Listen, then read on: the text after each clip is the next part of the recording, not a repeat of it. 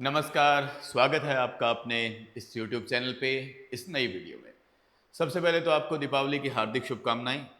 ईश्वर से दुआ है कि ये दिवाली आपके लिए बड़ी शुभ हो, आपका परिवार मंगलमय तरीके से इस त्यौहार को आनंद में होकर के मनाए और ईश्वर के आगे जो आप प्रार्थना कर रहे हैं, आपके माता-पिता कर रहे हैं कि जल्द ही जल्द आप किसी गवर्नमेंट जॉब में आ जाएँ, वह लक्ष्य भी आपका शीघ्र ही पूरा हो, ऐसी मैं कामना आपके लिए करता हूँ।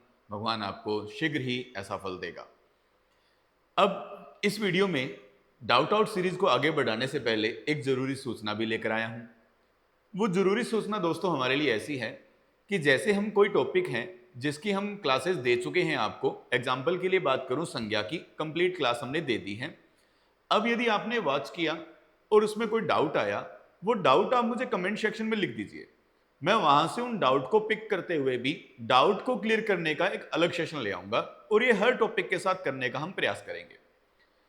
आप लोग वीडियो देखते समय जहां भी कोई दिक्कत महसूस करते हैं, कोई बात दोहराने के लिए आ जाए, उस तरह का कोई भी बात है आप लिखेंगे तो उसे हम देखते हुए कि किसको प्रायोरिटी देनी है, कौन सा फैक्ट बहुत ज्यादा किसी ने अच्छा क्वेश्चन उठाया है, उसको 360 डिग्री पूरी तरह से विश्लेषित करते हुए मैं डाउट सेशन भी ले आऊंगा।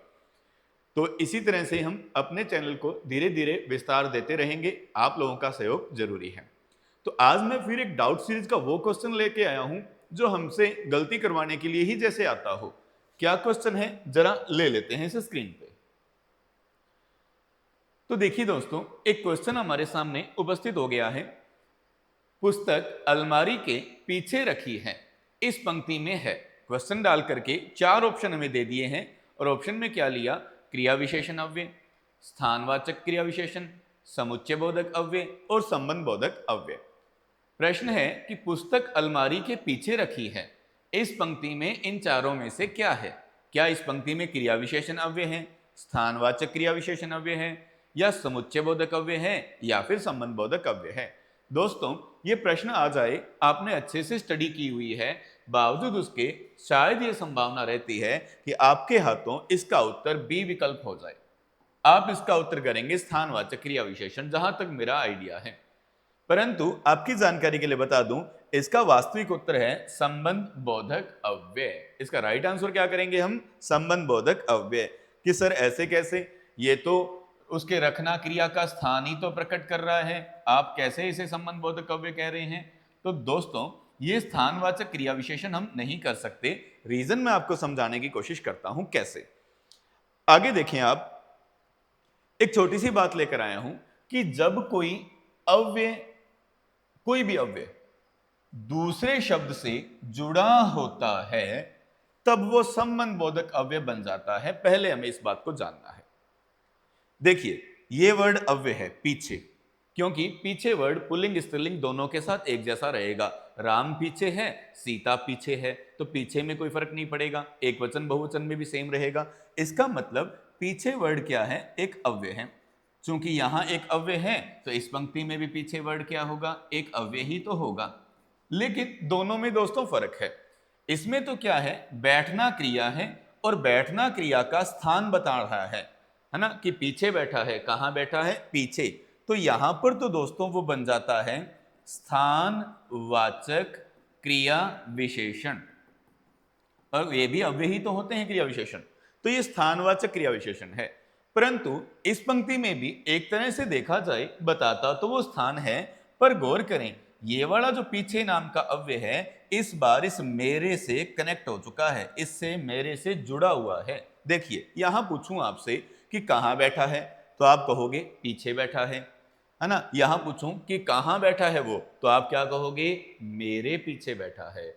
तो यानी कि इस पीछे वर्ड को ऑटोमेटिकली किसके साथ अटैच हो चुका है, मेरे नाम के किसी अन्य शब्द से। तो पढ़िएगा कि जब कोई अव्यय किसी दूसरे शब्द से जुड़ा हुआ होता है, तो वह संबंध बोधक अव्यय कहलाता है। तो दोस्तों, इस पंक्ति में आया हुआ प्रत्यय, ये जो अव्यय शब्द है, वो संबंध बोधक अव्यय कहलाएगा। इस बात की हमें गौर रखनी है। अगले एग्जाम्पल देख लूं, अलमारी बाहर है, तो पहले तो बाहर का ये फैसला करिए, क्या बाहर एक अव्यय है, फाइनल है, ये एक अव्यय है, क्योंकि राम बाहर है, सीता बाहर है, दोनों के लिए बाहर सेम रहने वाला है। तो इस पंक्ति में आया हुआ बाहर भी क्या है? अव्यय है। तो जब कोई अव्यय शब्द केवल स्थान बता रहा है कि अलमारी कहाँ है, बाहर है, ऐसे मौके तो दोस्तों इसे स्थानवाचक क्रिया विशेषण ही करना है, स्थानवाचक क्रिया विशेषण।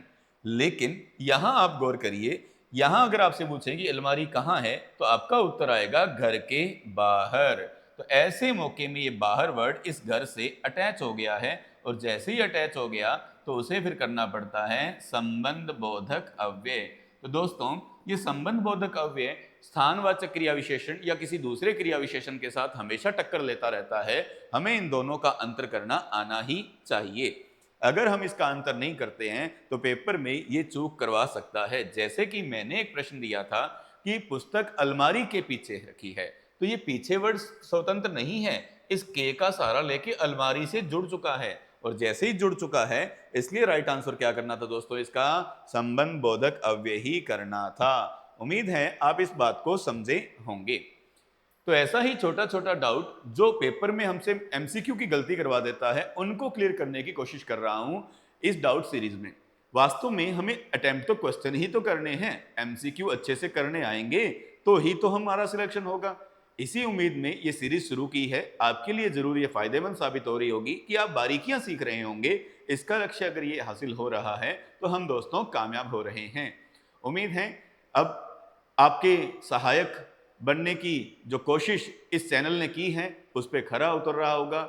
मिलेंगे एक नए चैनल के साथ। दोस्तों आज के लिए इतना ही। आपके लिए दिन शुभ हो, दीपावली सबके लिए मंगल कामनाओं से भरी हो। Thank you very much.